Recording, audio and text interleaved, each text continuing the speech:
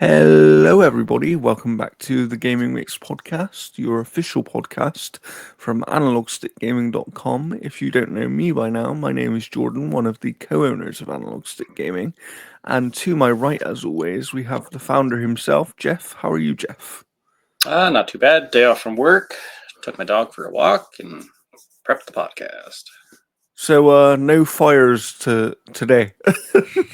Nope. No car fires with a gun inside it. Nope. That was so crazy when you sent me that message. I genuinely couldn't believe it. It's crazy. Yeah, it was Craziness. insane. It was absolutely insane. There was like police tape all over Wow. the backyard there. Wow. That was great. But we're back now. Jeff is not dealing with car fires outside, and we can finally talk about some video games again. But before we do that, let's have our traditional little bit of a catch up.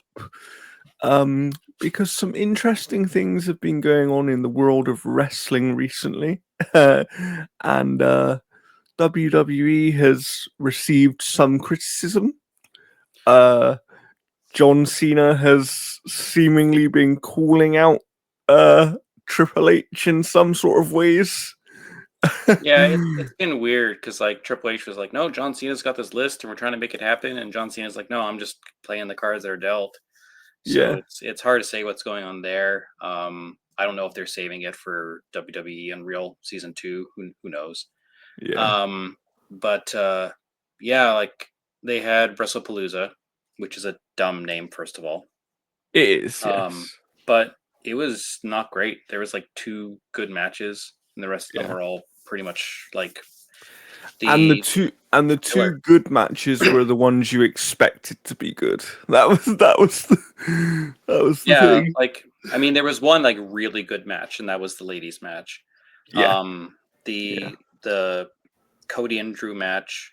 Cody wanted it going a different way, which has been reported.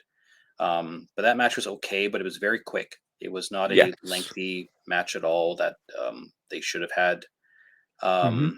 The tag match with the Usos and the Braun Breakers and stuff like that.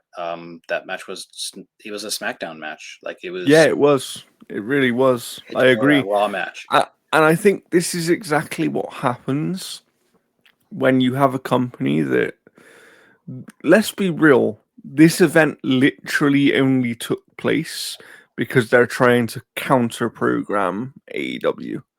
And that they can say different, but in reality that's the truth. Yeah. Like, they put this event on the day of AEW, or on the day of one of AEW's biggest events. Why would you do that otherwise? Right? Hmm. Like, there's no other reason to do it. Yeah. And Well, it's, the mixed tags match was really good as well too. I agree. It was very good. Yeah, And it was that solid. was one as well where I I thought I knew which way it was going to go when the match started, and then through the in-ring work of everyone and the storytelling throughout the match, I was kind of like, oh, maybe this is going to go the other way. Oh, I And then always it knew AJ was going and to make Becky tap, and I'm yeah. wondering now if like um the next time we see them like on there and stuff with Becky in the ring, she'll get the Gunther treatment of you tapped out, you tapped out. Yeah, that would be So interesting. Yeah, that would that be would be interesting. interesting. I mean, because especially like if AJ is going to be around more, which from what CM Punk has said in Well, her interviews and contract things, is not a part-time one. yeah. So considering that she's going to be around considerably more, I would expect that it now makes sense as to why they gave Becky that championship. I kind of feel like Oh yeah, AJ is going to win it it at was all, Crown Jewel. yeah, I kind of feel like it was all connected, right? Of like, let's give Becky this championship, and then that gives us some way to let AJ carry on within her own storyline against Becky specifically, and then they can still cross over with Seth Rollins and CM Punk as well, obviously. But they're not tied to each other's hip, if that makes sense. Yeah. And they can let the women have their own time to shine, which I think. Yeah.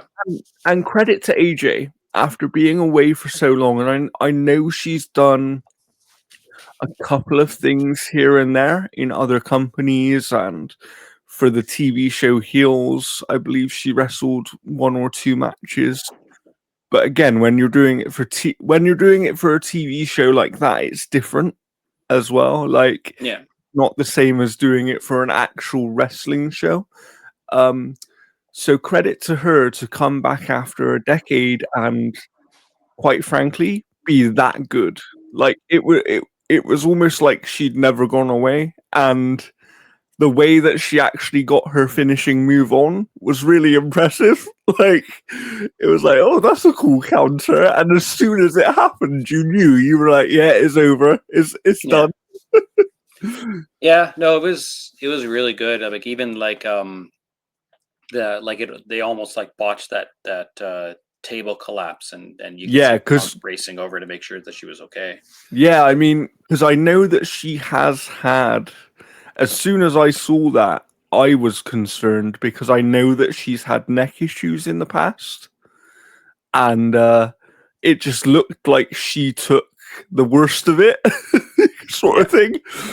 I don't know if Becky didn't throw her very well or whatever it was, but I got the impression that it wasn't quite that wasn't quite how it was supposed to happen, if that makes sense. Um, Yeah. But no, but it's great, and I they, don't think I've seen like CM Punk happier. Like he yeah, had, yeah, they were and just that's so the good. funny thing. Like when he came out and he's in the AJ's husband T-shirt and everything, like it's really cool because I think it also shows people that there is another side of CM Punk that we don't actually get to see very often.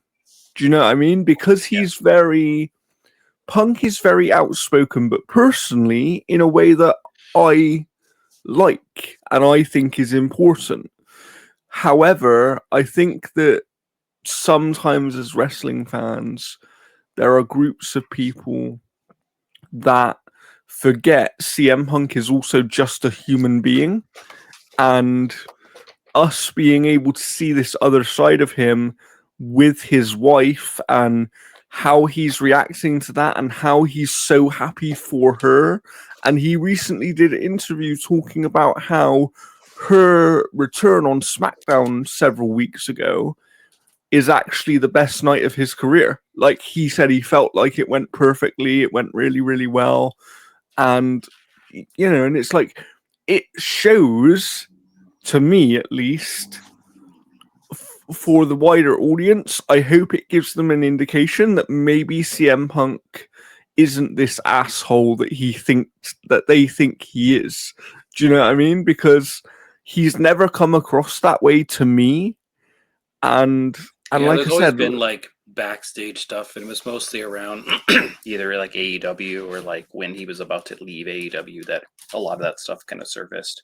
yes. Um, and like I've heard from people who were backstage with a lot of that stuff, and saying like, yeah, he just wasn't a terribly good person to work with. But then once he came back to WWE, there it seemed like this huge shift where you Yeah. could just never assume that that's what he was like before. It almost seemed, the way it came across to me while we're on the subject, is I think that he went to AEW initially with really good intentions of like, get back into the business. This is a new place to work. It's a fresh start. And then I think that from what I've heard from all sides, it was basically he was not very impressed with, in his mind, how unprofessional they actually were. Like, they weren't, I think they weren't as professional as what he was used to, because obviously the last time he was in the business was in this big machine WWE, right? Yeah. And when you're in a company that's that big, they're almost so professional that anything that's even slightly less is going to stand out to you.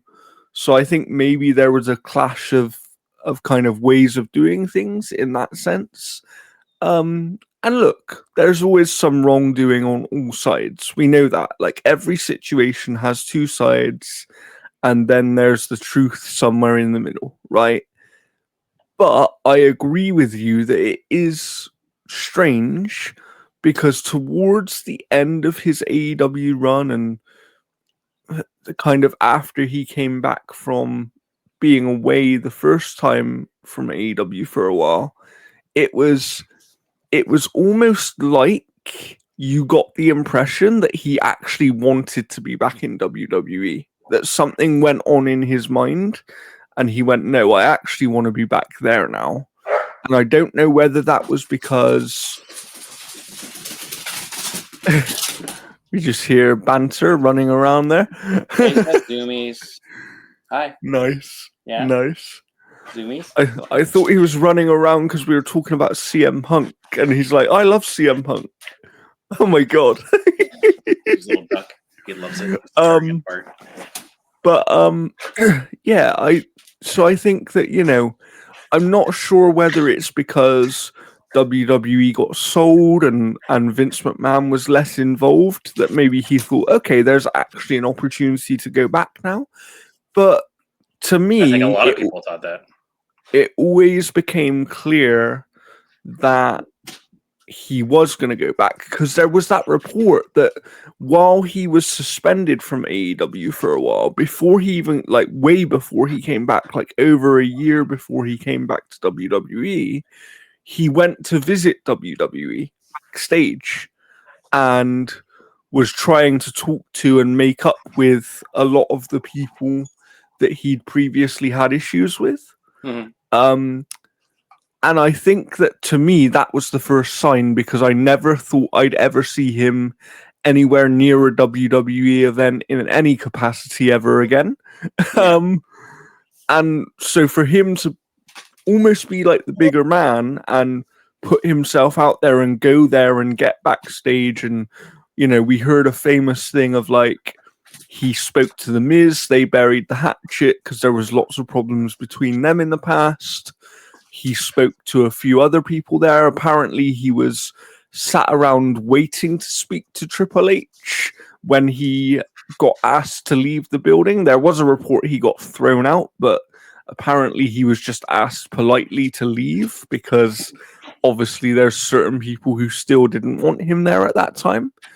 But then I think it's really interesting because you hear about him coming back, and we know that there are people in the company that still have a problem with him, right?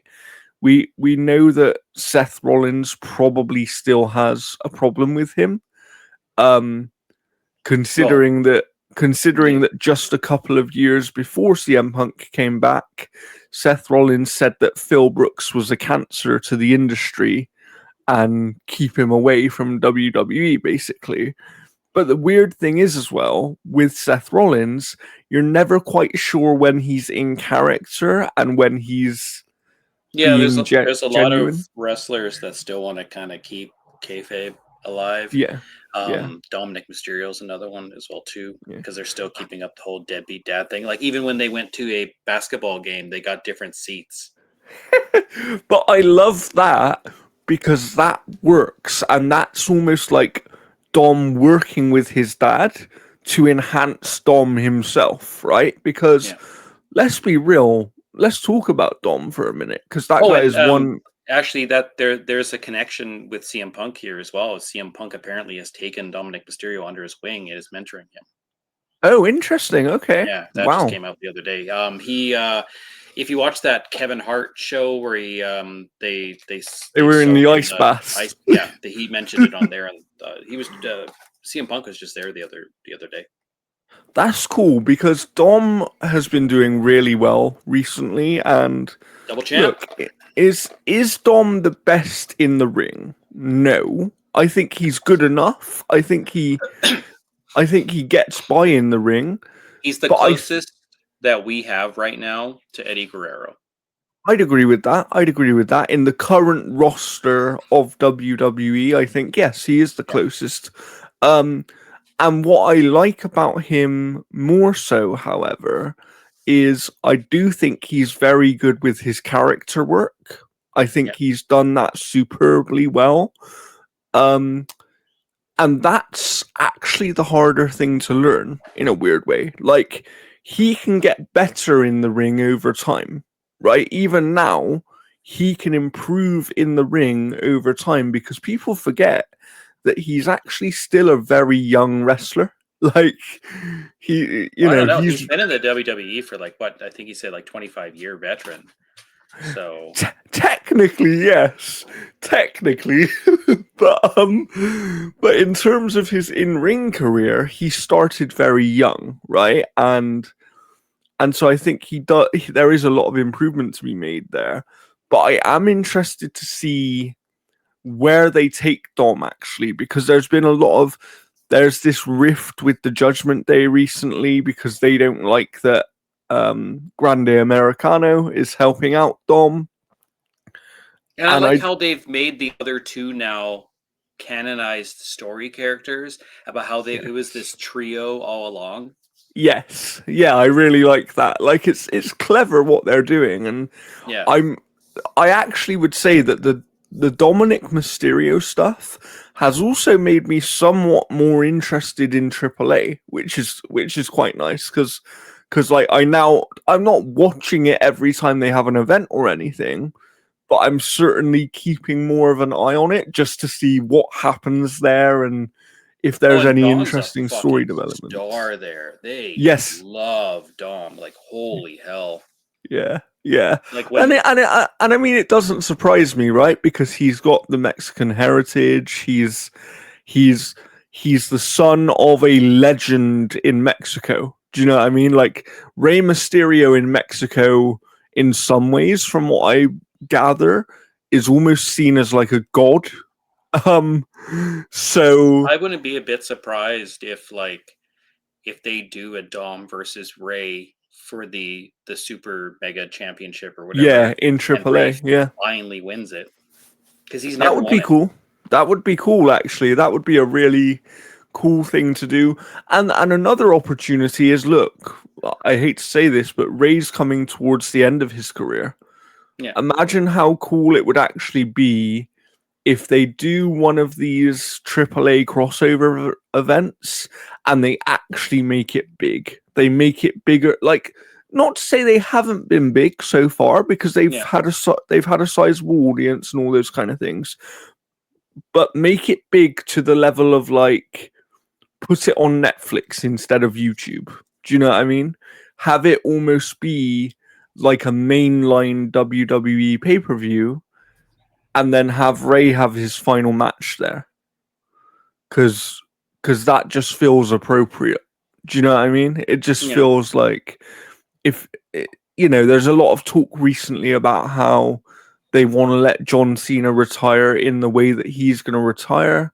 And apparently, we're going to start to get some news about his final match, or at least when it's going to be exactly within the next few days, because yeah. we're It's obviously it's a starting shame to that the approach the that now. timing is not going to work because I know like Jericho is really interested, but his contract ends like a couple weeks after Yeah, Cena's yeah. last match. I, to be fair, there are because I know there was a report recently that Edge was written out of AEW to go and fight No, John his Cena, contract but still that's goes not. until the end of next Yeah, year.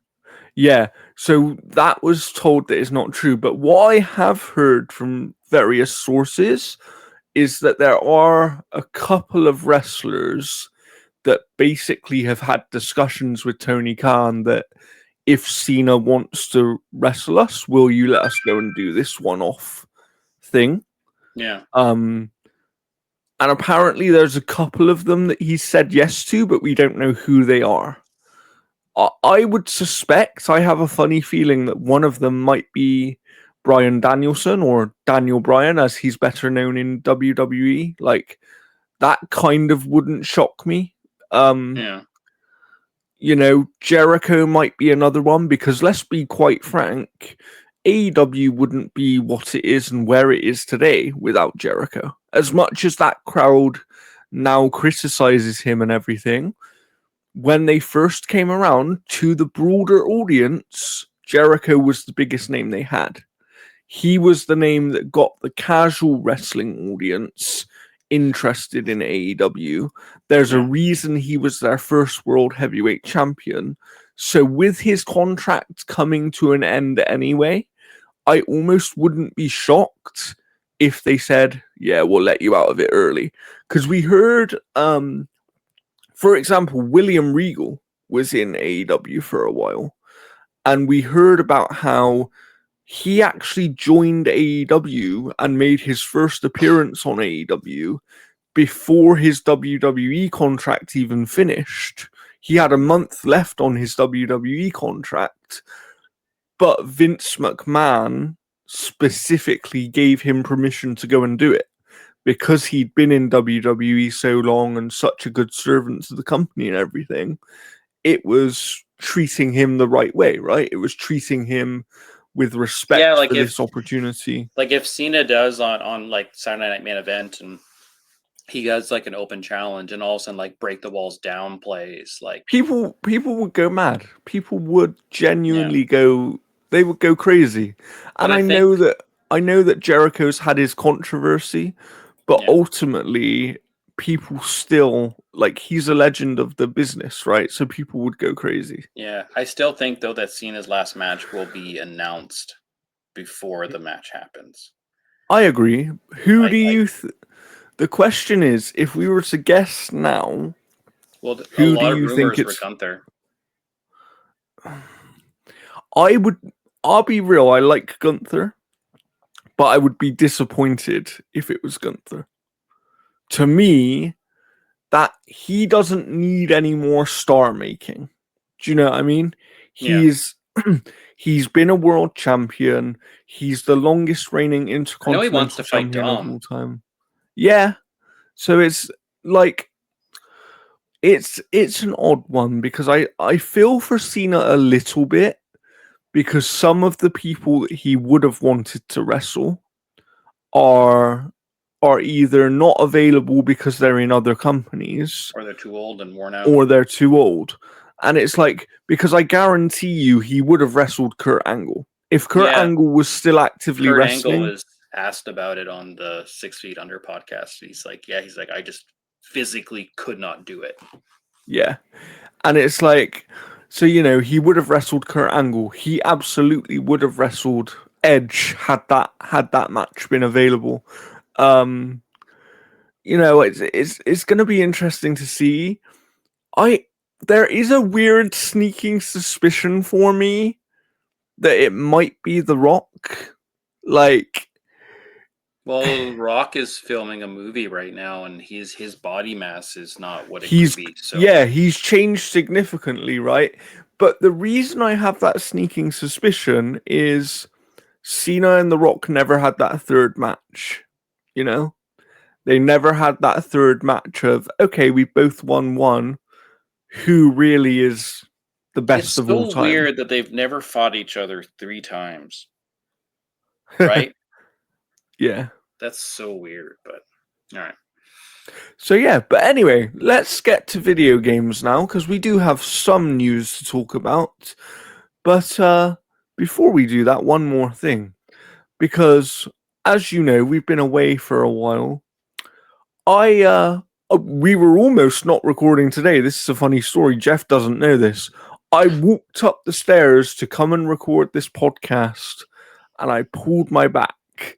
Okay? So Jeff is normally the one with a bad back, but I pulled my back and then I started to get stressed, and this is why I have this cushion behind me here. And do you know another place that I get stressed, Jeff, sometimes is Online. when I'm online, yes. And you can't And find the shows that you're looking for in your region. yeah, can't find the shows I'm looking for. Possibly worry a little bit about my online security. My partner, who recently wrote a review on our website not too long ago, actually got her Instagram account hacked by someone and basically lost access to hundreds and hundreds of photos that she'd taken over the years. So that sucked. But there Did is she a get back? way. No, she didn't, unfortunately. But there is a way to be a little bit more safe online. And how would you do that, Jeff? You would go to analogstickgaming.com and then click the link at the below with the little banner and sign up for NordVPN. Yes, we have both been using NordVPN to some degree over the last little while. They're a valued partner of ours, so thank you to Nord. But if you don't know what a VPN is, it basically hides your IP address, okay? And this means it hides your direct data from malicious attacks. People cannot. It's a lot harder for people to get into your local network within your house, within your workspace, whatever it might be.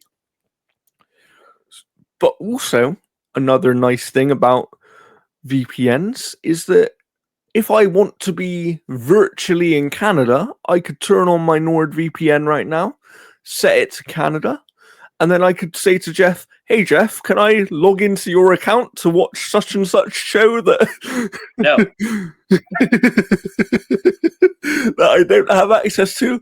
But we're not going to be like Stephanie McMahon and tell you to use NordVPN or any other VPN for that matter to watch WWE, because apparently that's not a good idea. But yeah, so what I would say, and as we always say here, is just for full transparency, if you do sign up to NordVPN, either using our link in the description or any of the banners and clickable Nord buttons on the website, we will get a percentage of your membership should you stay subscribed for more than the initial 30 days, okay? So if you subscribe and then you cancel within 30 days, we don't actually get anything, because Nord has a 30-day money-back guarantee, so you can try it out. If you don't like it, you get your money back, right? So that's one really, good part. really cheap right now. Like, holy crap. And I don't know what our link is right now in terms of price. We'd have to check it. Maybe Jeff can do that while I'm talking here. But we have a pretty good deal, and they often offer you gift cards and other kinds of things as well. It's a good deal if you haven't used it before. Sign up, try it out. Should you like it, anytime that you're subscribed past 30 days, we will receive a portion of your subscription fee, which will go direct. Canadian. Nice. Like that's a crazy price, isn't it? Let's be honest. That's a crazy price for peace of mind, and I really, really would recommend it. And I'm not just saying that because they are our partner, but I have used other VPNs in the past.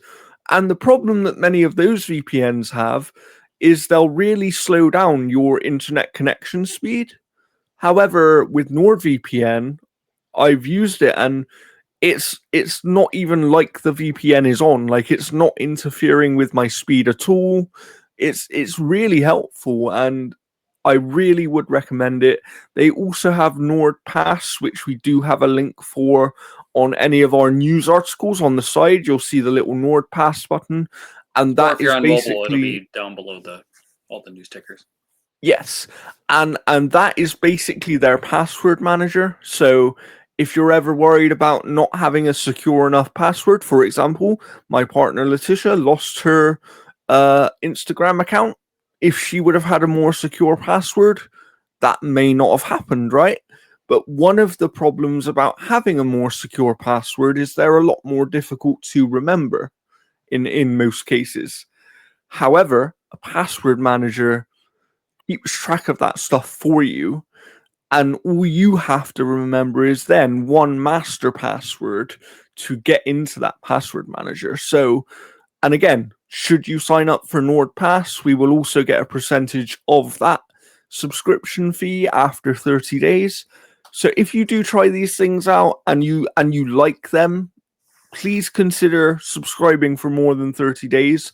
And what I can assure you, and me and Jeff have said this before, is any money that we make from this, realistically, it's never going to be enough to pay any of our wages, right? So it will go directly into the site and to supporting the site. I just sent Jeff the money yesterday for my part of the site fees for this year. And let me tell you, this stuff isn't cheap. Like it really isn't cheap, you know, and so any money that we can get, and we're not out here asking you to sign up for a Patreon or anything else. We're not going to waste your time with things. But the reason we agreed to this is because we do feel like online security is important. And we also feel, quite frankly, that being able to access the shows that you want to watch is quite important. Like, why should I, if a show is released in America today, why should I wait for 2 or 3 months in the UK, for example, to watch it when everybody else in the world would have watched it by that time? You know, Yeah, it's especially if it's like a culturally relevant show that's just going to be showing up on social media all the time. yeah. So you know, there's lots of advantages to a VPN and to a password manager. I highly recommend them. And also, one thing I've found them really helpful for, in terms of the password manager, if you're a PC gamer, there's a lot of passwords you need to remember for the different launchers, right? So for Ubisoft Connect and for EA, for the EA app and for Steam and for all these other things. And I've got just a few of these in my password manager, but it really helps me to keep track of all of them and just be like, okay, there we go. And it's so much easier. So even for gamers, I would highly recommend at least the NordPass there, but probably the VPN as well. So if you sign up to any of those, please let us know in the comments as well. We'd love to hear about it in the comments.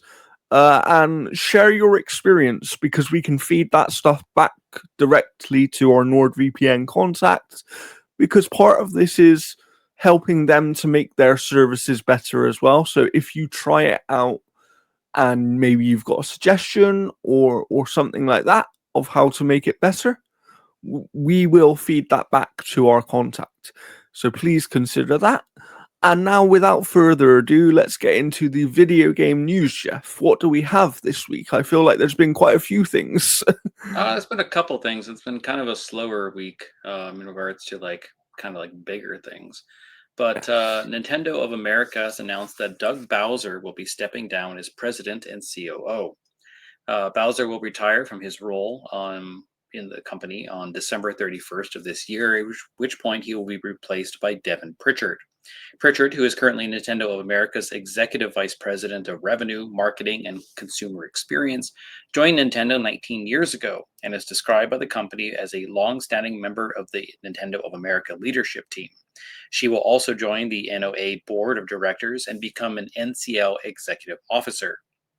Along with Pritchard's promotion, Satoru Shibata, the former Nintendo of Europe president and current managing executive officer, corporate director, and member of the board of NCL, will join Nintendo of America as its CEO while still retaining his roles at NCL.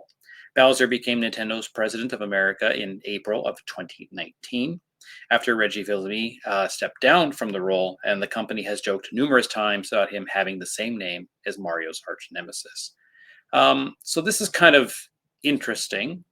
I think a lot of people, saw this coming. So yeah, like we're going to see basically a kind of a new face covering Nintendo. I mean, he's only been kind of leading the charge for the past 5 or 6 years. Yeah, it almost felt, and I got this impression anyway. I think that going back to Reggie, for example, I think Reggie actually left probably sooner than they expected. Um, and so I always felt like Doug Bowser maybe was a bit of a transitional person to some degree. Um, you know, and so it doesn't surprise me massively.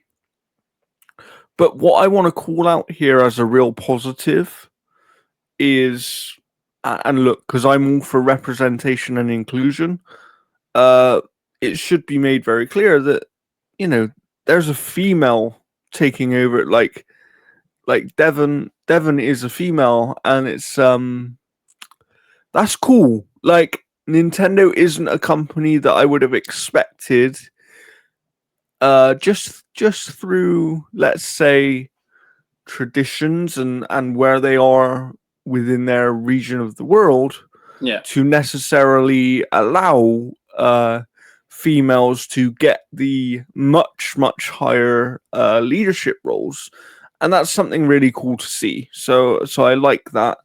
Um, but on Doug Bowser, look, he hasn't been doing it long. I think he's had a somewhat successful time. Like if you really look at it, ultimately he's led them into a new generation of console, right?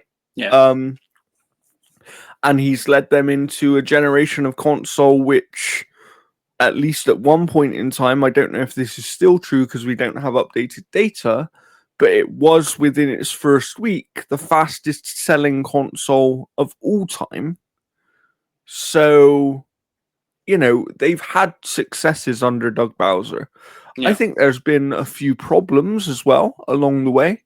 I think people would argue that under Doug Bowser, Nintendo, certainly in Europe and in the West, in America, Europe, because yes, it's Nintendo of America, but let's be real, Nintendo of America basically runs Nintendo in the whole of the West, right?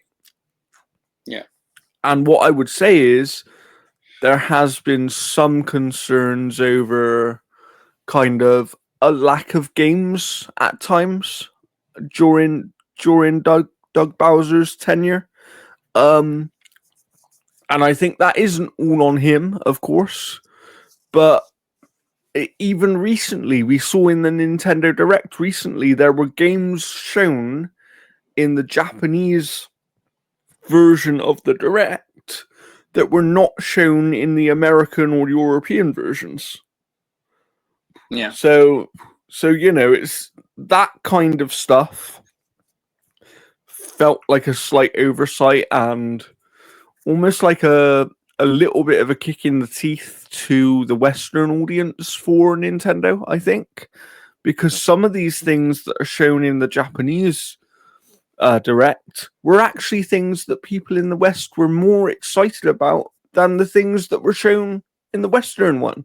So What? They it's didn't want Dinkum? so yeah, you know, I'm not, again, I think Doug Bowser will be remembered somewhat positively, but I don't think he'll have the lasting impact on gaming and gamers' memories the way that Reggie has done. Or, for example, to relate it to PlayStation, people will remember Jim Ryan, right? Not for good reasons in Jim Ryan's case, even though business wise he was very successful. Yeah. From a gamer perspective, he will not be remembered fondly. However, he'll also probably be eventually forgotten quite fast. Whereas someone like Sean Layden, because of his impact over a long period of time, will probably be remembered for a very long time. You know, and Mm. it's kind of the same thing on a different way for Doug Same Bowser. with like Doug Bowser, Nintendo and Iwata.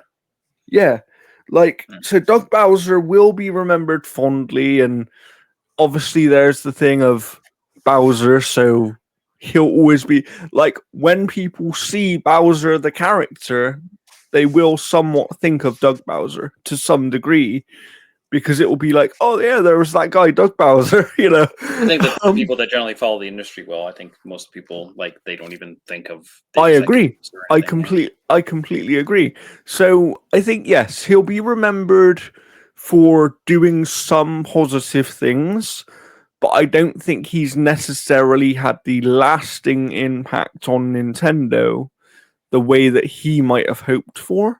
And that's always a shame, right? But I am excited to see what this new leadership brings, and you know, it's always interesting when leadership changes, because when leadership changes, even within a region of a massive company like Nintendo, you know there's huge changes that will happen to some degree, right?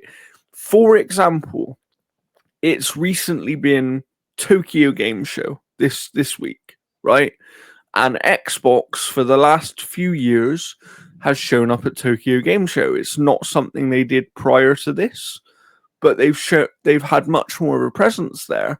And part of that, and I forget the lady's name, but a few years ago, they hired a lady to basically be the head of the Japan region, and she used to work for Sony. I believe her last name was Soto, I believe, Yeah, Soto, Minnesota. It's and Mina Sadakato. yeah. So so she was brought in, and the years after she's been brought in, they've had a bit more of a focus on the Japanese and Asian markets. And we do know, as much as Xbox has been criticized for not doing as well in the West, for them, they have actually been slowly growing over in Japan and other regions within Asia, which for them is a massive triumph. And that's why recently she has been promoted now to not just the head of Japan, but the head of Asia in its entirety, right? But this is what I'm saying. She was brought in, and even though she was only in the leadership for one region within the world, Yeah. she still had an impact on their overall kind of way of doing things. And she probably was important in them getting so many more Japanese games onto the Xbox system, right? Mhm. So that's cool. Like, I like to see that stuff, but I think there's also always a concern because, and I would imagine from Nintendo fans there's a concern because they like things to be a certain way, and you know, leadership potentially means a leadership change potentially means those things are changing. So we'll have to wait and see on that. But yeah, that's all I really have to say. I wish Doug Bowser well in his retirement. Obviously, he's carrying on till December, till the new year, effectively. And yeah, and then I'll be keen to see what this new leadership will do going forward with the Nintendo Switch 2 generation, because I think there's some people at the moment are feeling quite underwhelmed by the Switch 2. And that's obviously just a launch period thing where there wasn't that much at launch, and we're obviously waiting for Metroid Prime 4 to come out in December. Yeah. So it's going to be interesting to see in 2026 and beyond what they actually have for the Nintendo Switch 2 and how the new leadership navigates that situation. Alrighty. What do we have next, Jeff? Well, speaking of Tokyo Game Show, Forza Horizon 6 has been officially confirmed, as expected following recent reports. It's going to be set in Japan. Microsoft announced the game during the Xbox Tokyo Game Show live stream, stating that it's going to launch on Xbox consoles and PC next year, implying a PS5 release will come later. Rather fittingly, given the location of the presentation, Forza Horizon 6 will be set in Japan. Previous games are set in Colorado, the French and Italian Rivieras, Australia, Britain, and Mexico. The game will feature both rural and urban parts of Japan, according to art director Donna Sarda, speaking to the Xbox official Xbox Wire blog. While we're not announcing too much in terms of detail right now, we're excited to show fans the true breadth of beauty, both natural and urban environments that Japan has to offer. From the neon lights and tower buildings of Tokyo City, one of our most detailed and layered environments to date, to the serenity and natural beauty of Japan's rural and mountain areas, we think players will be blown away by the open world of Japan that we have built. And while we're not necessarily trying to recreate Japan and its environments like, our goal has always been to capture the country's unique cultural essence and present it back in the most Horizon way possible. Yeah. So yeah, this was kind of been rumored for quite some time. So Yeah. we're going to probably see a lot more of like Tokyo street racing and a lot I of that mean, car culture. let's be honest as well. Let's go a bit further. Since probably the days of Horizon 2, I would say, since the second game, people have wanted this franchise to go to Japan. It's it's almost been almost Assassin's Creed like, right? In Yeah, how much people have actually wanted this franchise to go to Japan, and some credit has to go to the Fast and Furious movies for that. Let's be real, like oh I yeah, think Tokyo Drift. like Tokyo Drift played a part in people's fascination with the car racing scene within Japan. Um, I'm going to say right now, I will be endeavoring to cover this game for us when the time comes. I've played all of the Forza Horizon games. I believe Jeff's played many of them as well, but Yeah, I'm certainly a little bit more of a car person than Jeff is. So I'll be trying to. Jeff just wants to ride around in his real car, like that's yeah. all he wants to do. I was like, sweet, um, I got my baby. Let's fucking go. yes, but I think it's about time. I'm really intrigued to see what they do.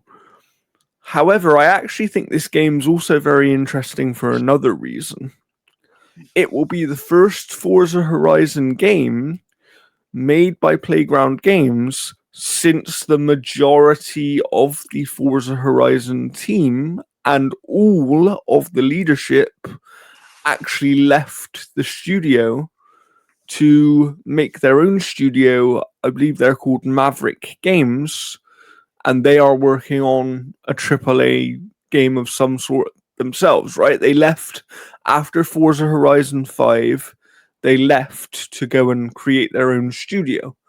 Um, and so it's going to be interesting to see what the new leadership for the franchise can do and what the new developers who've joined the team can create, because let's be honest, this game will have a lot of expectation on it, because Forza Horizon 4 and 5 in particular are widely regarded as possibly the best open world racing games ever made.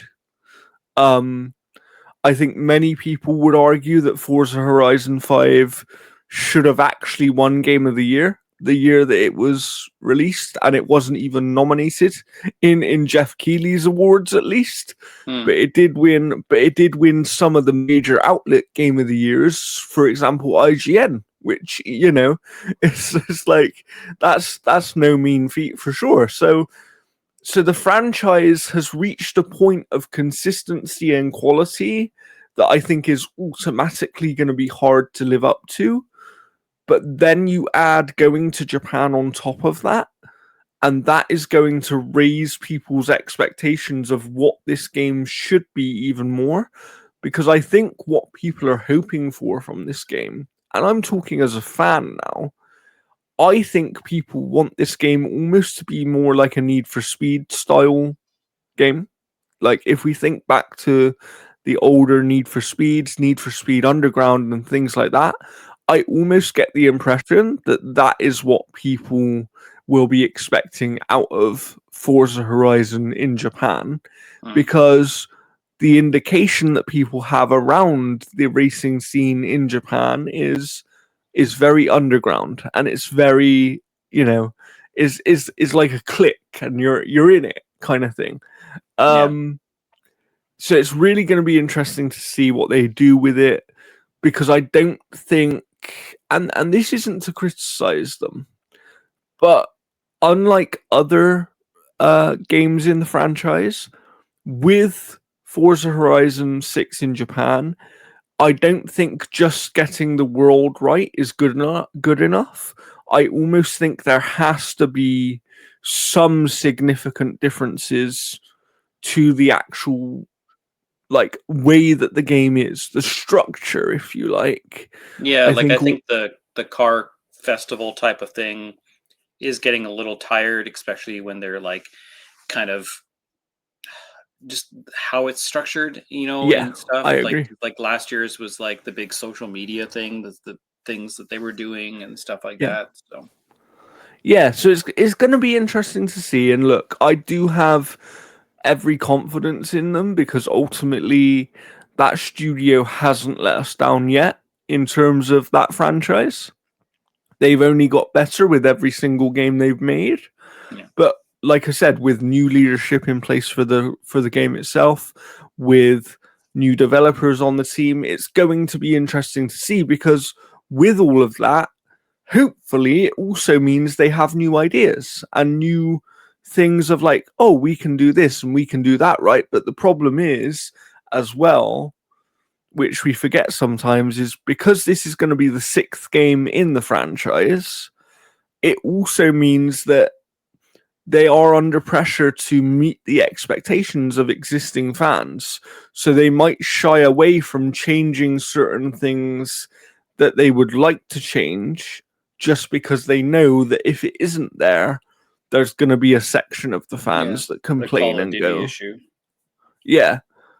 And they'll complain and they'll be like, well, this isn't like, for example, if they take away the Horizon Festival part in its entirety, which I actually think in some ways they probably should do, right? Because I agree with you. I think the festival style, number one, I don't think it suits Japan very well. Um, and number two, I think it's getting old because this will, if they do it again, it will be the sixth time that we've had it, right? See, they could Um, do the festival. They could have like a bunch of like racers, maybe call them like the Tokyo Six or something like that, and they like infiltrate the festival and like cause chaos, and you have to race them. And Yeah, like I think there's, and that's what I mean. I think there's interesting ways they can change it because I think that what will happen is if they got rid of the festival in its entirety and tried to do something else, some of the fan base would then go, well, this isn't a Horizon game, then, is it? Do you know what I mean? yeah, Because part of the Horizon identity is it's basically a celebration of car culture and racing, right? It's come and join this festival with all your friends and run around driving through boards and whatever else. It's I've always enjoyed the franchise. I am keen to see where it's going to go.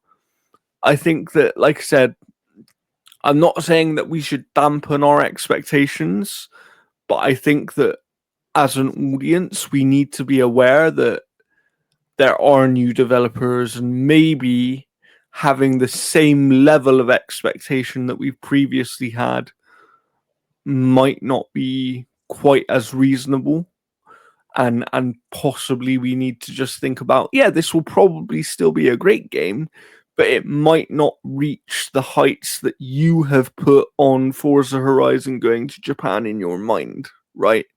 That's all I'm trying to say. yeah, So, but we'll keep an eye on it. We will endeavor to cover as much news as possible for it. I would widely suspect that we probably see gameplay from it at some point next year. So we'll try and react to that on the channel as well. So, if you'd like to hear more Forza Horizon 6 and Xbox news and all these other things, then please consider subscribing here to our YouTube channel. all What right. do we have next, Jeff? Just one kind of major one before we start getting into some of the games that we've been talking. Um, Yes. and one of them will be this one. So Gearbox has indefinitely delayed the release of Borderlands 4 on Nintendo Switch 2, just 1 week ahead of its planned October 3rd release date. Announced the news on social media, the developer has said that it's decided that the Switch 2 version needs more work, and that it will see a delay, and that this decision has not been taken lightly. It did not provide an explanation as to why this decision was made so close to the Switch 2's planned release date, but it says that all digital pre-orders will now be canceled in accordance with Nintendo's eShop policy. We need to We share know that the we release. Can I just say we know exactly why this has happened, which we'll get into in a minute, but we know exactly why it's been delayed. Yeah. All right. Oh crap! My headset is about to die. I gotta plug it Jeff's in. headset's about to die, but Um. basically, what I want to Yeah. say is all you need to know is Borderlands has been delayed on Switch, Switch 2. The reason that it's been delayed really is because if you haven't been keeping up with Borderlands, this game needs several patches on other machines to run as it should be running. So I don't think they have a hope in hell of getting it to run well on the Switch 2 at the moment. And I did see yesterday, for PC players at least, there was an 11 gigabyte patch on Steam that specifically called out performance improvements. So I'm going to go and try the game later and see what's happened there. Um, but yeah, this doesn't, as we've both played this game, which we'll talk about in a minute. But having played this game and understood from others that there are, like, look, I've been playing on PC and I have a very high end PC, so I've been able to sort of brute force my way to decent performance in the game. But even then, I recognize that my PC, for the quality of the components I have in there, is not performing where it should be for a normal AAA release of today's standard, right? I should be getting much higher frame rates than 60 FPS, for example, even at 4K maximum settings. Yeah. And on console, I've heard there's issues as well where I think Digital Foundry called out that on several platforms that the longer you play, the worse the frame rate actually gets. I never had that issue, and I was playing for like 4 or 5 hours at a time on Xbox. But yeah, I just Yeah. never had that issue. Maybe you got lucky, Jeff. Maybe you got lucky. But yeah, we've both played quite a bit of it. And what I would say is not based on what I've experienced myself, but at least based on what I've seen and heard from the rest of the audience, it does not shock me at all, because ultimately even I can recognize this game did need and does continue to need extra optimization. So, Well, you yeah, know, there it was is what it a is. September 25th update adds new weekly activities, stability and performance improvements, adjustments to some rewards and progression, and further refinements across UI, audio, visual, and gear. One particular note is the addition of an FOV slider on consoles, something players have asked for. And Randy Pitchford even responded to the complaints to suggest that fairness might have something to do with the lack of the FOV slider in Borderlands 4. Although that comment did, well, all that comment did was confuse fans, given the PC version has it and there's crossplay at launch. While its arrival is welcome, Gearbox also warned that console players that increasing the FOV past the default could see some dips in performance. Creative director has also flagged that Gearbox was more interested in buffing than nerfing Borderlands 4 in the short term, leaving broken builds alone for the time being. And today's update reinforces that approach with no nerfs to speak of. So yeah, there's new patches that kind of hit. So I'm gonna have to try out the FOB slider and a couple other things and stuff. But Yeah.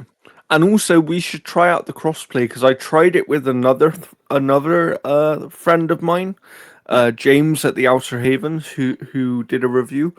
Um and we weren't able to get it working. We kept getting an error which said something along the lines of, this person is running a different version of the game, therefore you cannot join them. So I hmm. think that for the purposes of our coverage, which you'll probably do because I know you're further in the game than I am, because I've had other things that I've Oh, needed to do. the review. All I have left on the review to write is about the Vault Hunters. Nice. But I do think we should probably test out the crossplay, just so that we can maybe put a brief mention of that in our review. um but yeah, I'm really not surprised. It's disappointing for people that were waiting for this game on Switch, because I actually think this kind of game could if it's optimized well, would actually do very well on Switch. Because Hmm. it's the sort of game that you could pick up and do a few little things, do some side activities, and then put down again, right? And it's quite frankly, let's get into the fact that we've been playing it. I find it extremely fun. Like Yeah, it's I, really good. I've I've really Yep. enjoyed the game, and I do think it's much better than Borderlands 3, although that wasn't difficult. Well, I mean, like here, I'm a defender of Borderlands 3, except for one thing. Okay, The humor in that game was absolute trash. But I I mean, the agree. gunplay and all that kind of stuff was super fun. Mm. My one of my major criticisms is I wish that the Vault Hunter was featured in the story cutscenes in 3. They feature here now. Yes, So they've corrected all the mistakes and stuff like that. I But agree. Borderlands 3 felt great to play, and this Yeah, one I feels agree with better. that as well, actually. Like, I do think Borderlands 3's issues were not the gameplay. Do you know what I mean? It was the overly it was the overly cringy humor that would happen all of the time. Like the amount Yeah, of times you'd be killing the enemies and it would be like some random line and then it'll be another random line for the next enemy that you kill. yeah, Like it was like they were throwing everything at the wall just to see what would stick. And yeah. here, like you do get some of that, but the jokes feel far more organic. They feel Yes, I far agree. more like well suited to kind of what's happening and And whatnot. also, I actually much prefer Claptrap here. Well, Like, I mean, he's used extremely sparingly, and like the one of my favorite moments in the game is the end to his Mementos quest. It was great. yeah, Um, yeah. I really like. I'm not reviewing Borderlands 4, so but I can say here, if I was reviewing it, this would be at least an 8, if not higher, for me. I haven't finished it yet, so I still have some way to go. But yeah, based on what I've played, I genuinely think that this is a great, great video game. yeah. Like I gave Borderlands 3 a 9 because I loved it. If the humor and some of the stuff would have been better, that probably would have been a 10. So this one is better. Like so, I might just hit 9 as well, or Wow. 9.5. There, it won't be a 10. There's a couple of things, but no, like they do a really good job. Like there's honestly only one character that I feel that it failed, but that's a spoiler.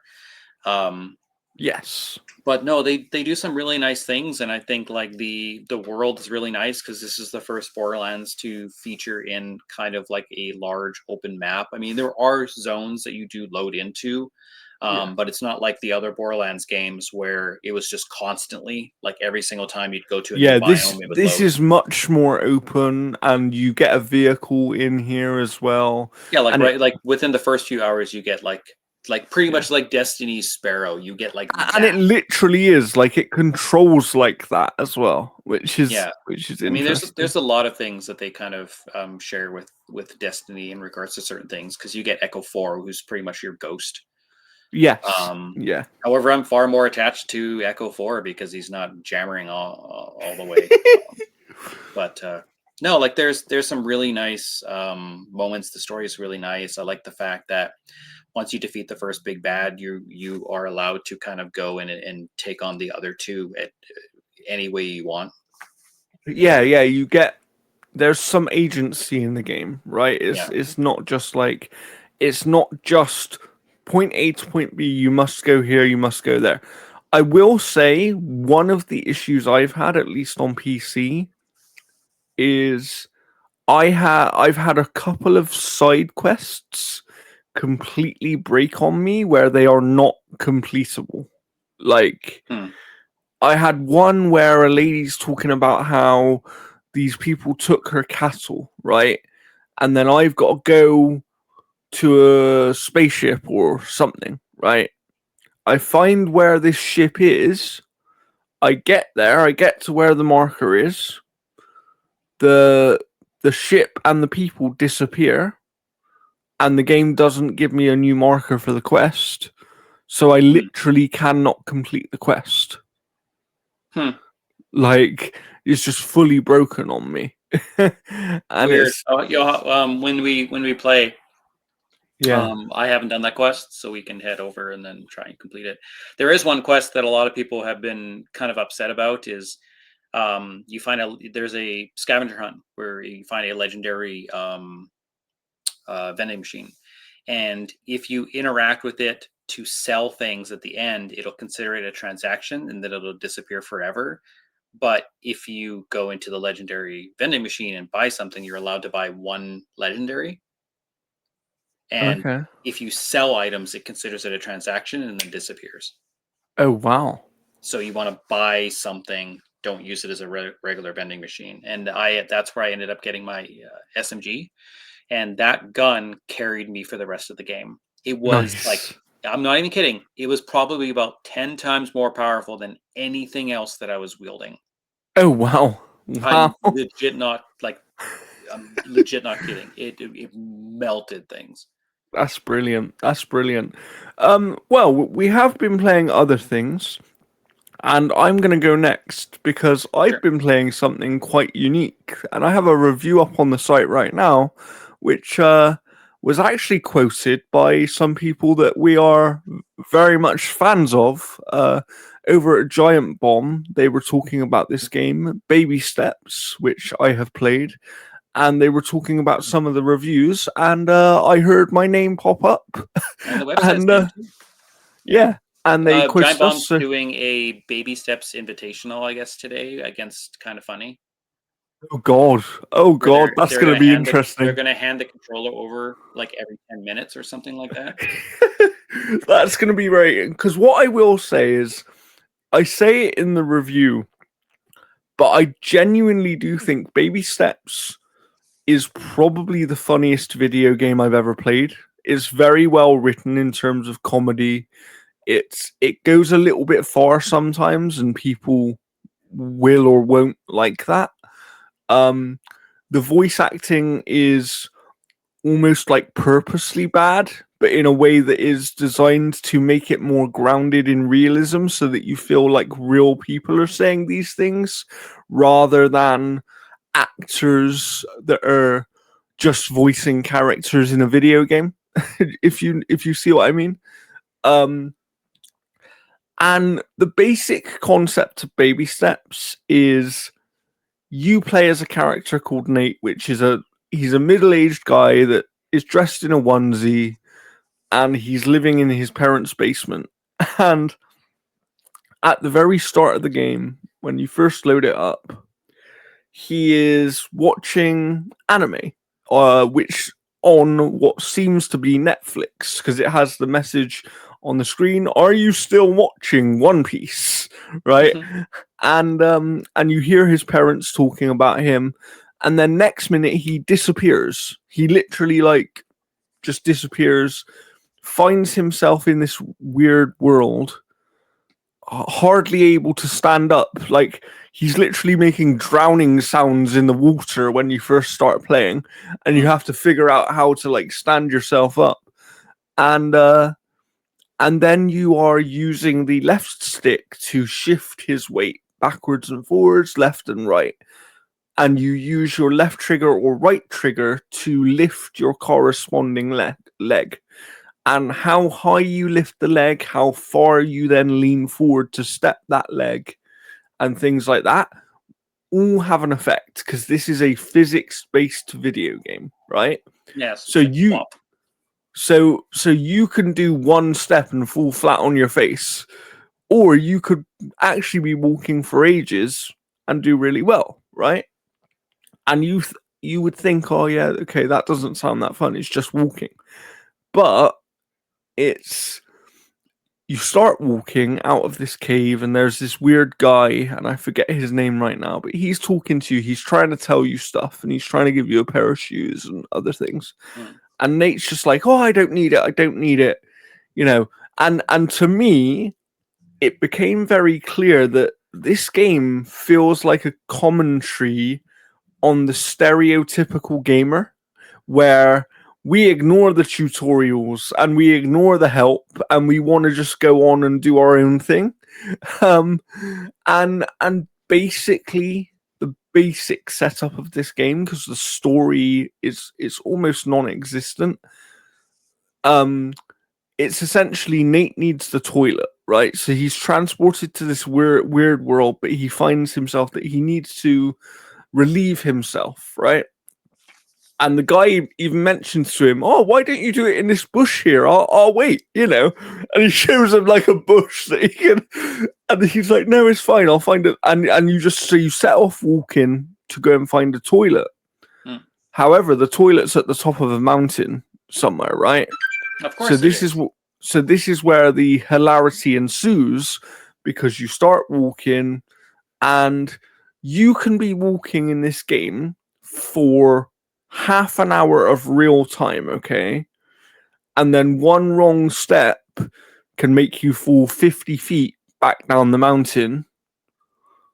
And there's no autosave. If you fall down the mountain, you have to walk back up again. Yeah, Jeff Like, Grubb was saying there was like an escalator that was really tough. yeah, like there's some weird things in this game. Like the first time I got to steps, I was like, okay, how do I do this? I walked up these steps, right?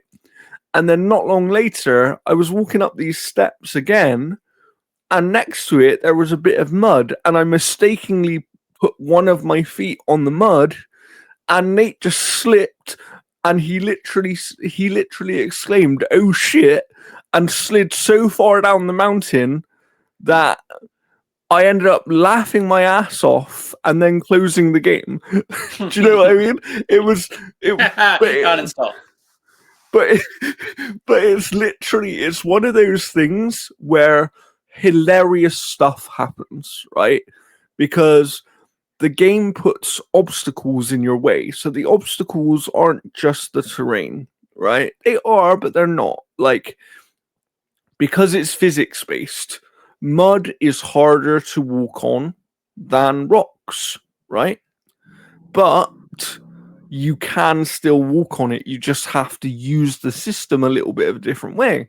Then you've got sand is very, very much harder to walk on. Water, when you're walking in water, will literally be pushing your character in certain directions. So you're fighting against the flow of the water as you're walking. And I got lucky at one point because I was walking a plank of a broken bridge, right? And I fell off this plank into the water, and there's a waterfall on my left. But because of where I fell, the flow of the water actually pushed me to where I was going anyway. Nice. like so it worked out quite well. But again, it's just the hilarity of things. Like there are checkpoints in the game to a certain extent. They're like these little campsites that you can get to, and they serve as like, okay, now continue your journey, right? And those are your checkpoints, if you like, for progress. And each time you get to one of these campsites, you'll have some sort of cutscene with a random character. And the first one I get to, Nate's there and he tries a bit of whatever's in this saucepan on the fire. Don't know why. He doesn't react well to it, let's say that. And a guy comes along and he's a hiker, right? And he mistakes Nate for another hiker. He's like, "Oh, you're also a hiker." And he's like, "Oh, I'm going to so and so. Do you want to come?" And he's got a map. And Nate's like, "You've got a map?" And he was like, "Yeah, so and so gave it to me. The guy that was down the mountain telling you to pee in a bush, right?" And then he's like, "Oh, I can call him to come and help you if you like." And so he starts calling him, and then Nate, the character of Nate, literally just shouts out like, "No, I don't need help." But it's done in a really genuinely funny way where every 5 minutes in this game, honestly, I was cracking up, either through my own mistakes, which led to something hilarious, through the dialogue in the game, or through like sound effects and other things. Like it's really, really funny, and that is what kept me playing the game. Yes, the gameplay is basic, right? In a mechanical sense, you're literally using 3 buttons to play this game. But really it's 2 buttons and an analog stick, right? So it's very basic in a mechanical sense. However, when you dig a bit deeper, because it's physics based and every single one of these surfaces reacts to you and the way that you actually step on these surfaces differently, that is what makes the gameplay element deeper. But the gameplay wasn't what kept me coming back to the game. It was the comedy. And I've never had. There have been some comedy games in the past, like there's a couple of South Park games that were great. Or even Borderlands, really, for that matter. Yeah. But there's never been a game for me where the comedy is the thing that's keeping me playing the game. And that is what I praise this game for, and that's why it got a 7.5. Without the comedy and the leaning into almost being purposely bad, even visually, the visuals are a bit muddy and a bit messy, but they're supposed to be. Like, it feels very intentional, if that makes sense. And everything about the game's design doesn't feel like a limitation of their budget. It feels like it was intentionally designed that way because it suits the type of game they're trying to make. They want you to laugh at the visuals. They want you to laugh at the dialogue. They want you to laugh at the fact that you can step on a rock that then starts rolling down the mountain and causes Nate to faceplant. It's like they want you to laugh at these things. And it's like I said, I call out in the review that there's a period in time where I'm walking past this cairn, right? And I just happen to fall over into this cairn and knock it over. And the guy who was telling me to go away in the bushes earlier jumps out of the bushes and he's like, "Would you be more careful, mate?" Like, it's crazy, it's nuts. So it is what it is, but other than that, I've been playing a couple of other things which I'll be fairly quick on here to let Jeff speak, because we still have a bit of time. We've got about 15 minutes here. It'll be a slightly shorter episode, but I have been playing EAFC 26. I reviewed it for the Outer Haven. I've played about 30 hours of it now. I continue to play it. And to put that in contrast for you, if you're someone who's played a lot of the franchise, obviously football, soccer game, plays very, very differently. Go and read my review because there are significant changes to gameplay this year. Okay. But what I would say most is last year's game I played for about 15 hours for review, and then I never played again. This year, I played about 15 hours for review, and I've played it every single day since. Okay? This game is the most fun I've had with EA's football/soccer franchise in well over a decade. Like, it genuinely a great video game, and feels like the first year where they've really listened to the audience. Oh, I think we lost Jordan. Yes, we have lost Jordan. So I will one-man show this. No idea what happened there. Wait. Oh. I have no idea what happened there. Sorry, it just told me that apparently the connection went weird. Hopefully Jeff was still in here while I disappeared. I was. It says it's still recording. But yeah, so I'm very, very impressed. We do actually have someone reviewing it for our site. That would be my partner, Letitia, who recently reviewed NBA 2K26 as a newcomer to that franchise. Her EAFC review will be slightly different because she's a relative newcomer to the EAFC games, but she has played some of them in the past. So she will be reviewing it again from more of a newcomer perspective, which I do think, I know that means that for us fans who maybe want to hear about what's different from last year and those kind of things. Maybe we don't get as much information as we'd like. But for example, one thing I really like about her NBA review is that it speaks to the people who haven't played the franchise before, that might want to play it. Because ultimately, these sporting franchises, being yearly releases, they are always going to have new players. There are people today that have never played an NBA or an EAFC game, right? And in 5 years' time, they'll be playing those games. So, so the newcomer's perspective on those games is quite important. But like I said, what will be quite different about her FC 26 review is that she has played some of the games before, but a lot more casually. Whereas this year, she is endeavoring to get into gaming a lot more seriously, as it reads on her profile on the website right now. And she'll be doing some other reviews for us as well, because she does actually like different types of games at the moment. The reason she's ended up with the two sports games is because I wasn't able to do NBA for us due to limitations of time and things, and I obviously did FC for Outer Haven. However, because we got a code to provide a review for it, we still want to provide coverage for it, right? And then the only other thing I've played, which I can speak about at the moment, because there's a couple of things I can't speak about, is, let me just check my library here. I've gone on a bit of a classic journey, Jeff.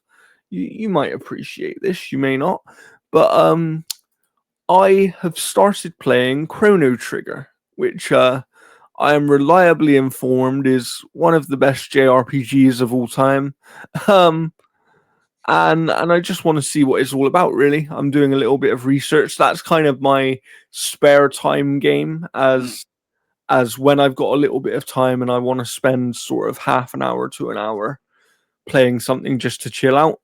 I've been playing a bit of that, so I'll give you some input on that as I play more of it in the coming weeks, and what I think about it, because I do know it's a beloved game within the industry and very important to the history of the industry, of course. But Jeff, you have played something in particular that I know you really want to speak about. So, Yeah. what is that? Well, it's the Trails in the Sky remake. Now, I started my Legend of Heroes journey with Trails of Cold Steel 3. I just came into the franchise late, and I did a lot of research on the first two games getting into that. So I played all of the other games, and I was always told that Trails in the Sky is a lot of people's favorites, but generally, I think your favorite of a franchise is kind of when you start with it, because that's what kind of triggers that love for it. I agree with that. I Um, think that's the same thing that happens with Bethesda games, right? You often find that if people like Bethesda games, their favorite Bethesda RPG is always whichever one they played first. yeah, and so this is a remake of the original, because the originals was like that top down kind of sprite pixelated kind of like JRPG, where every single time you went into a building or out of a building there was a loading screen, things like that. And um, this one here is a remake that puts it on par with the latest of the series, using the whole new engine, new animation systems. I think this is one of the best looking ones they've had so far, and it is extremely well done. There's a lot of voice acting, not as much as I would hope. They still have that thing where a new character will come in, talk, but everybody else doesn't have voice acting. Yeah. But they took the game that had a lot of that structure, and they kind of adapted it to the new game's structure of how you're kind of progressing through everything. It's all a 3D world, and they do such a good job with this remake, because they've updated the localization so that it's more modern. So, like, one of the characters says totes. So there is some new stuff. But the localization is fantastic. I think it still honors like the original game. I think a lot. It adds new side quests. It has new backstory moments for a lot of the characters. So it's definitely a longer game than the original one. And you know, the only issue I have with it is something that they fixed later on. Is there isn't really a lot of like boss fight moments. Like Interesting. Okay. you the new games had all these different factions and a whole bunch of stuff. So you'd always have these big boss moments. And they're always things where characters would like they're like, "Oh no, we're surrounded, blah blah blah." And then there would be like an on your left moment. And this game does have one of those moments on a side quest. But yeah, like it hasn't built up a lot of those bad guys yet in the same ways that the other games did. So they had a lot of boss fights, and this one here, there's not so much. You start your bracer, journey when the characters are like 16. They team up with a bunch of characters and they move from town to town to get their senior bracer license, and that kind of you do your missions and stuff, and you move on to that. And the characterization is what really helps here because like everybody is just solid. And like I came into the series with Trails of Cold Steel 3, so when I go through all these other games and then I'm introduced to this character named Kilika later on in the series. Seeing her in this game, I was like, "Hey, I know who that is. I That's know what cool. they, I know what they I like do." things like that. I And like things like like that. even meeting, I think it's like Tia, um, like there's and even like a Agate or Agate or Mm. whatever, however they pronounce it. Um, it's neat seeing these characters kind of in their first form essentially. And like I only knew of like the Bright twins or the Estelle Yes. and Joshua from the previous games when they would show up and be like, "Oh, I knew who they were," but then seeing them in those games was really really neat. And then now playing through their journey, knowing kind of where they end up. I know where Olivier, I know where he ends up. I know Yeah. where like It, Sherazard I ends up. Like, assume, and this is something I've had with other franchises in the past, but I assume it's something that gives you a whole new perspective on those other story moments that you've experienced in the yeah, later and it games, right? to a certain extent, yeah, like I'm not recontextualizing certain things or anything like that, but I'm like, I'll see like Olivier and like Charizard butting heads and stuff, and he's like flirting with her, and she's like, stop. And like, I know what happens with all of these characters later on. So I know that these little like roadblocks are, just temporary to where these characters kind of end up. Yeah, that's And funny. That is funny. it's really neat. Like I'm in the final part right now, so I'm more likely going to be able to complete the game today, and then Nice. start working on a review. Because I also got Hades 2 to kind of invest some time into as well, and I've only played about an hour. But Yes. Trails in the Sky is like, if this was, and here's the thing, it runs so freaking good on Switch 2. Good. Holy crap. Like I've played the PS5 version for a little while and then I played the Switch 2 version and there's almost no difference. Like it runs incredibly good on That's Switch good. 2. That's And good to hear. yeah, it's if you came into the series and you were like, "Oh, this seems like it's like a very complicated series," because this is and like it's kind of weird thinking about it because this is like the only JRPG series Mhm. that is connected from every single installment. Yeah. Now people may go, "Oh, the East games are connected," but they're told out of different sequences and the characters Yes. don't like the side characters don't move over. It's only Adol and his companion that move over. So Yeah. they're not really connected in that way. But this game is like Yeah. they're all connected. It's all one. The Legend of Heroes games are all one world, Mm. and this is like I think like because there's like the original trilogy, then there's the Crossbell Saga, then there's the Cold Steel games, and then there's the other two that follow that, and then there's also the Daybreak games, and there's two of those out right now. Yeah. I mean, I would love to get into this franchise because I hear you talk about it all the time.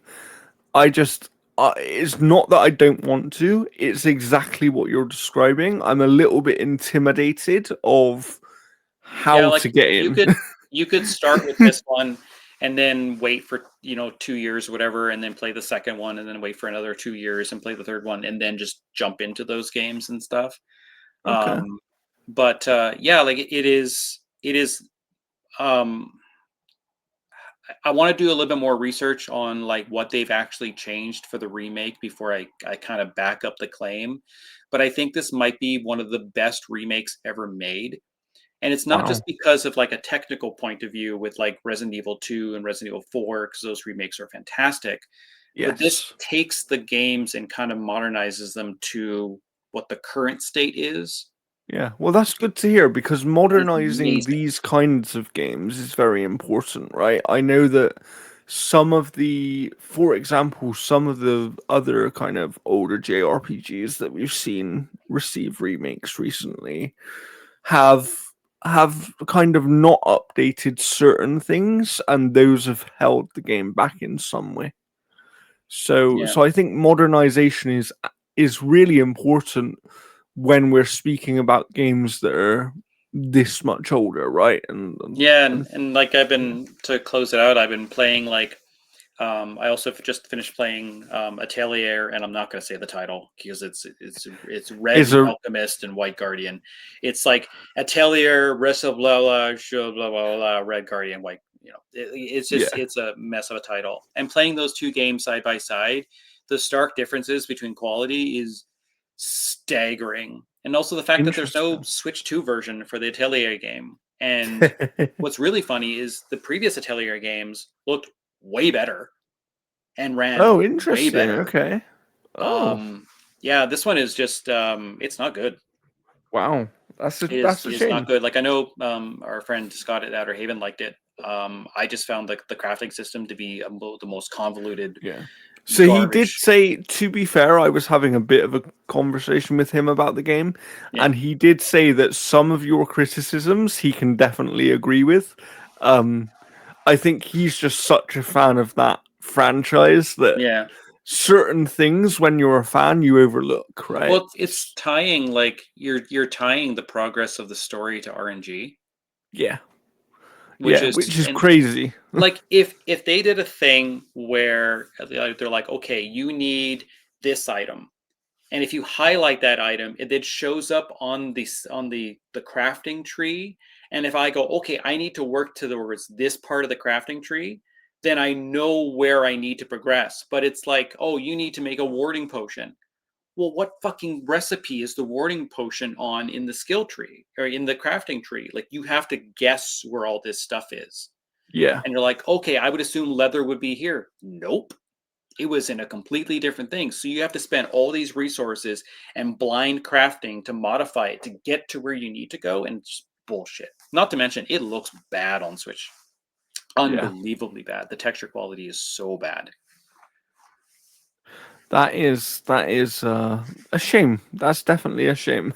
Yeah, because like But the other parts of the game, I like the characters. I just wish they did a bit more with them. And like hmm, the lead character, I think, is a little too much like the previous protagonists, where it's the very bubbly kind of anime girl. Like I almost kind of wish that Rias and Slade switched personalities, and that Rias was the more serious one and Slade was the more goofball one. interesting. Okay, But no, interesting. this just makes me want to play the other games, just because like they just look a lot better. Um, but this one's also tied to like a mobile game that is like discontinued and stuff. So, but no, the Okay. review's up. I just didn't care for it at all. Fair, fair. And I will, like I said, I'll link my Baby Steps review below as well. So please go and check that out. And thank you again to uh, someone that we Volver are big fans Digital. of. Yeah. Thank you to Volver for providing the code. Genuinely had a fun time with it. I went into it not expecting much. Um, and it was one of those where I think we just sort of got sent it, and it was like, oh, who's going to cover this? And I ended up doing it because Jeff was busy at the time anyway. I didn't have quite as much to do. And then I did enjoy it. I enjoyed it for what it is. I appreciate that it won't be to everybody's tastes, but I do think that if you like these kinds of physics based games, this is a good fun one to play that you will have fun with and you will laugh at. And even if you don't play it yourself, it might be worth going and watching somebody play it just so you can see how some of the comedy is, because genuinely it's really funny. It's really, really funny. um as a quick one, just before we finish, because we are finishing in a second here, I forgot to say that I have played a little bit of Skate, the new release from I heard it was EA. really, really good when you were not on the board. Kind of. It has potential. You can tell that it's kind of, a game that's gone through an early access period and it's still in development. They're still working on it, but I would I would describe as where it is right now. It has potential, and you can see that they're heading in the right direction with it. So that is at least something to be hopeful for. The other thing I'm playing, but this one's going to take a while to cover because I've never played this game before. I believe Jeff did. I didn't get a chance to play it. I recently got given a code for Atomfall on PC Okay. because they've just released a new DLC for the game. Um, Yeah, However, I've only never having played the played. base game, I'm going to play the base game first, and then I'm Yeah, going I to played like do an hour. DLC. Okay, interesting. But yeah, so I'm gonna play through Atomfall and eventually review their DLC once I get to it. Other than that, though, I don't think I actually have too much coming up at the moment. Um, the Yeah, like next, there's a couple things that we can't talk about just because of an embargoes. Rebecca's on a game right now, yes, playing that for embargo, yeah, and we can say that she reviewed Hell Is Us though, and yeah, so that's also up on the site right now. So if you have interest in the game Hell Is Us, please go and check that out. I think it's a good review that is well balanced and explains the game well, and also gives a good indication of Rebecca's experience with the game that may or may not be the same as your own experience. And I always say that it's worth finding a variety of opinions about a game if you're not sure on it before you decide to pick it up. I do know that, Jeff, I think you're planning to pick up Silent Hill for review at some point, right? Um, yeah, I'm probably gonna buy it today. I know we were holding out just in case release day would get us yeah. hopeful And and and stuff. But and we've been holding out for a while, but I've still heard nothing from my contact, which is unfortunate. But we will. Silent Hill is a game that we both had interest in, so I knew that one of us was eventually gonna yeah, cover it. no, like if Rebecca's timing was like she's working on a game right now that I think she has about 15 hours left, roughly. Otherwise, she would probably tackle Silent Hill. But no, Nice, Silent Hill is definitely going to be kind of next to my radar. I'm playing a lot of Hades 2 because I just got it, so I'm going to be playing a good portion of that today. nice, nice. Um, yeah, I like I said, I haven't got too much coming in the immediate future. What I can say, because um coverage and things is out now, and I haven't received a code yet anyway, but I may or may not receive a code over at the Outer Haven for Ghost of Yote. Um, and even if I don't, I will be covering that game for them. But obviously, it's one of those things where if I receive a code, that will that will take some priority. Um, and if I don't receive a code, because I'll be doing it from my own purchasing of the game, we always are a little bit more relaxed and like, oh, we purchased the game, so we can take a little bit more time. Um, so we'll see what happens with that. I may or may not get a code on release date. Um, we'll see. But I did, as a final little fun thing, I managed to pick up this today, which is something I tried to pick up ages ago. And let's just say the scalpers didn't want me to have it, and that is this, the Nice. limited edition DualSense, which is the grey one for the 30th anniversary of PlayStation. Hmm. I don't often get loads of controllers anymore. But when I see a design that I really like or means something to me, I will try and pick it up. And I'm very jealous of the controller that Jeff got recently. Well, 'Cause, I kind of wish there was a little bit more of the green that is on the box, because like you take a look at the box. yeah, I see what you mean. It's almost a bit darker, right? It's a bit darker on the. Yeah. Yeah, Yeah, no, that's interesting. that's the thing that's sort of weird about it, is it's not as green. When I opened it up and saw this blue controller, I thought someone had switched it out. That is funny. That is funny. Well, But that's a good still, place to end. If you, that is really nice. That's this very, very bastard. nice. So good. If you've got some fun collectible controllers, limited edition controllers, let us know which one is your favorite in the comments. We'd love to hear about it. But for now, that has been the Gaming Mix podcast, episode 65, obviously from Analog Stick Gaming.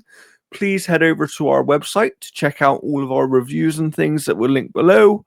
Once again, if you need a VPN, you can use our NordVPN link below or the various links on the website. So please do that, and you will be directly supporting the site if you decide to sign up to NordVPN. We really would appreciate it. Other than that, have a good time gaming. Have a good weekend. We will be back at some point next week, and we'll see you then. Goodbye. See you guys.